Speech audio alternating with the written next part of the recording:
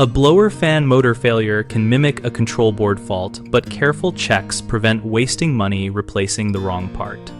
When diagnosing this, start by observing the exact symptom pattern and timing, because motors usually fail differently than control boards. If the blower motor stops working entirely and does not restart, the motor or its capacitor is the likely culprit.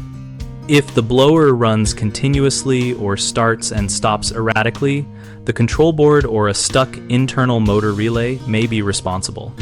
Measure voltage at the motor terminals with the system calling for blower operation and note whether the board is supplying the correct periodic voltage signal. Test the motor by applying the correct supply voltage directly and listen for unusual bearings noise, and check for excessive current draw with a clamp meter to spot internal shorting. Inspect the motor capacitor with a capacitance meter, because a weak capacitor can cause slow starts and overheating that look like control logic faults. Common mistakes include assuming continuous blower operation means the board is bad, but often a stuck internal relay inside the motor assembly or a shorted run winding keeps the motor powered when it should be off. Free the stuck relay and test windings to confirm.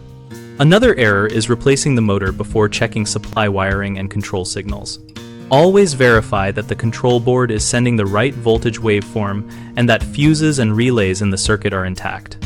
A third common issue is overlooking the capacitor and sensing only mechanical noise as proof the motor is failing. Measure capacitance and motor current and swap in a known good capacitor before ordering a new motor. BigHomeProjects.com helps homeowners find local contractors and lets contractors find new work that matches their skills. We also host a discussion community where we share troubleshooting tips, ask questions, and compare experiences so we can avoid costly, unnecessary part replacements.